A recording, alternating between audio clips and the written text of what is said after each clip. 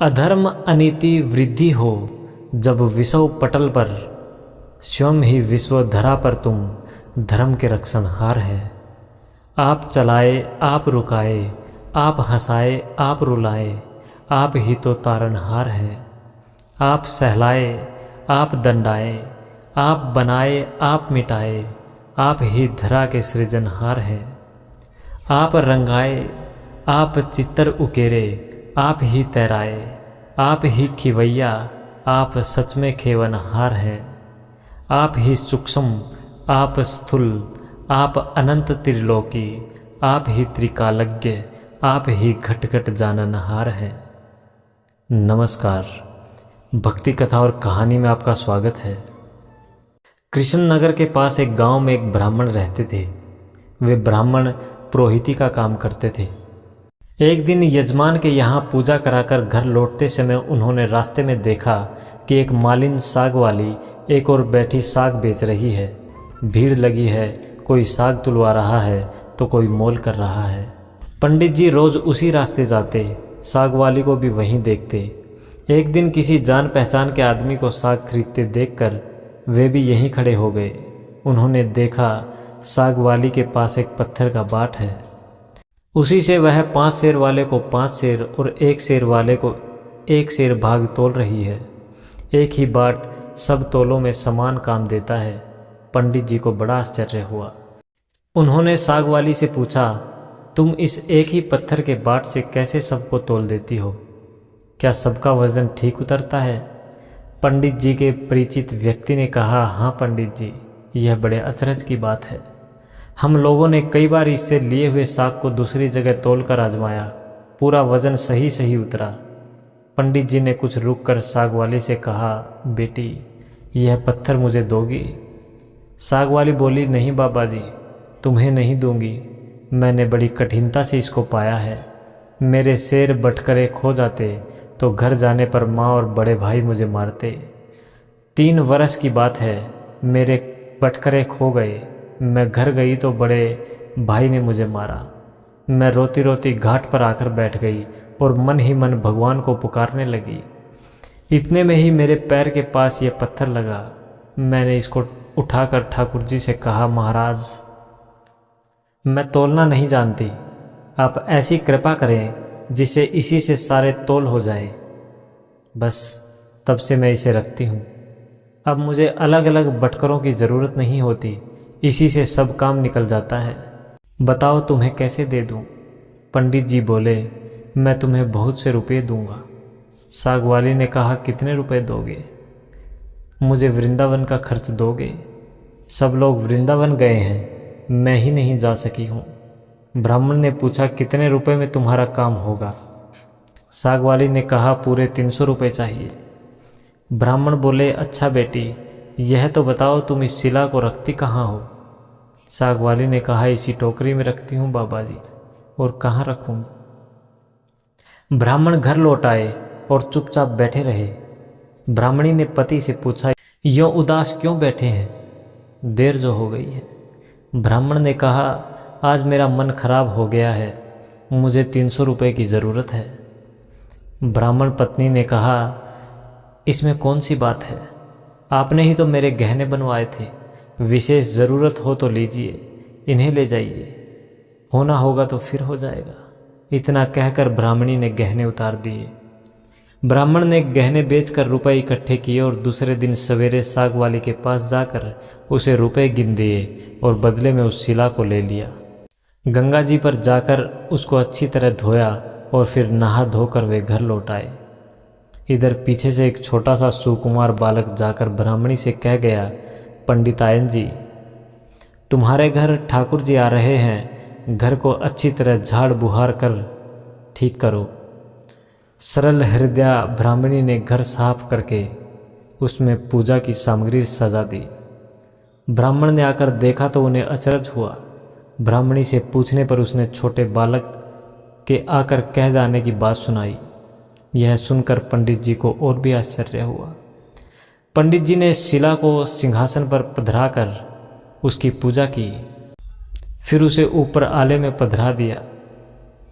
रात को सपने में भगवान ने कहा, तू मुझे जल्दी लौटा आ, नहीं तो तेरा भला नहीं होगा, सर्वनाश हो जाएगा।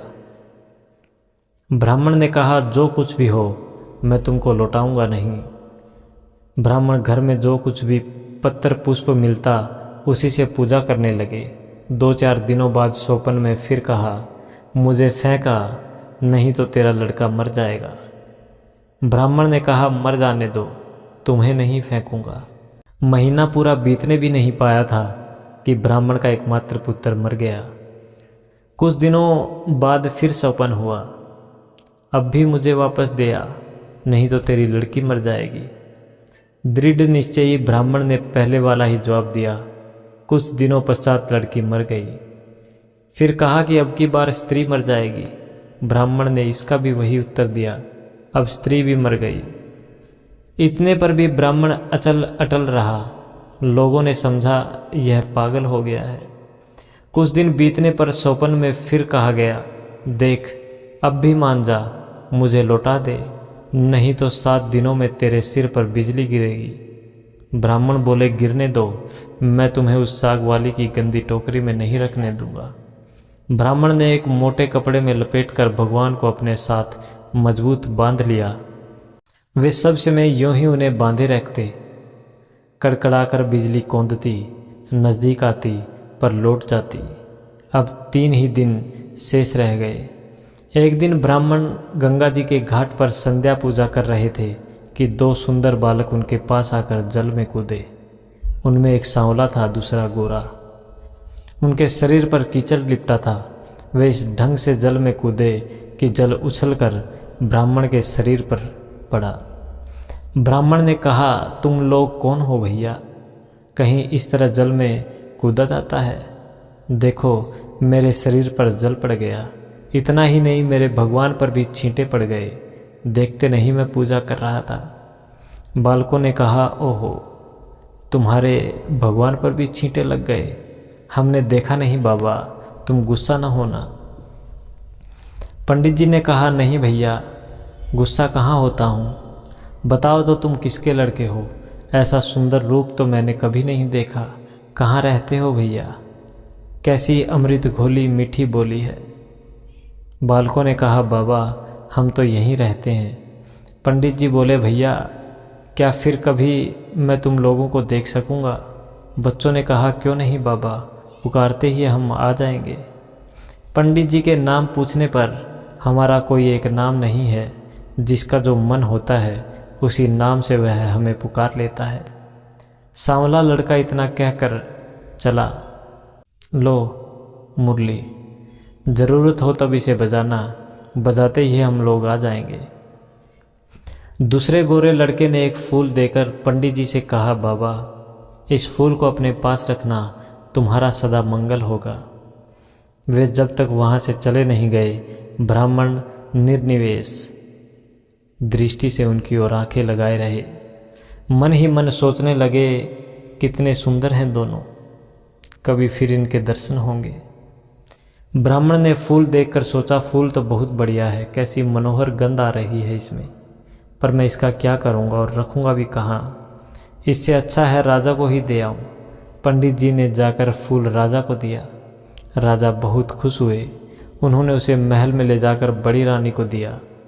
इतने में ही छोटी रानी ने जाकर कहा, मुझे भी एक ऐसा ही फूल मंगवा दो, नहीं तो मैं डूब मरूंगी। राजा दरबार में आए और सिपाहियों को उसी समय पंडित जी को खोजने भेजा। सिपाहियों ने ढूंढते ढूंढते जाकर देखा, ब्राह्मण देवता सिर पर सिला बांधे पेड़ की छाया में बैठे गुनगुना रहे हैं। वे उनको राजा के पास लिवा लाए। राजा ने कहा, महाराज वैसा ही एक फूल और चाहिए। पंडित जी बोले, राजन मेरे पास तो वह एक ही फूल था, पर देखिए चेष्टा करता हूँ। ब्राह्मण उन लड़कों की खोज में निकल पड़े। अकस्मात उन्हें मुरली वाली बात याद आ गई। उन्होंने मुरली बजाई। उसी क्षण गौर श्याम जोड़ी प्रकट हो गई। ब्राह्मण रूप माधुरी के पान में मतवाले हो गए। कुछ देर बाद उन्होंने कहा, भैया वैसा एक फूल और चाहिए। मैंने तुम्हारा दिया हुआ फूल राजा को दिया था, राजा ने वैसा ही एक फूल और मांगा है। गोरे बालक ने कहा, फूल तो हमारे पास नहीं है, परंतु हम तुम्हें एक ऐसी जगह ले जाएंगे जहाँ वैसे फूलों का बगीचा खिला है। तुम आंखें बंद करो। ब्राह्मण ने आंखें मूंद ली। बच्चे उनका हाथ पकड़कर न मालूम किस रास्ते से बात ही बात कहाँ ले गए। एक जगह पहुंचकर ब्राह्मण ने आंखें खोली, देखकर मुग्ध हो गए। बड़ा सुंदर स्थान है। चारों ओर सुंदर सुंदर वृक्ष लता आदि पुष्पों की मधुर गंध से सुशोभित हैं। बगीचे के बीच में एक बड़ा मनोहर महल है। ब्राह्मण ने देखा तो वे बालक गायब थे। वे साहस कर कर आगे बढ़े। महल के अंदर जाकर देखते हैं, सब ओर से सुसज्जित बड़ा सुरम्य स्थान है। बीच में एक दिव्य रत्नों का सिंहासन है। सिंहासन खाली है। पंडित जी ने उस स्थान को मंदिर समझकर प्रणाम किया। उनके माथे पर बंधी हुई ठाकुर जी की शिला खुलकर नीचे पड़ गई।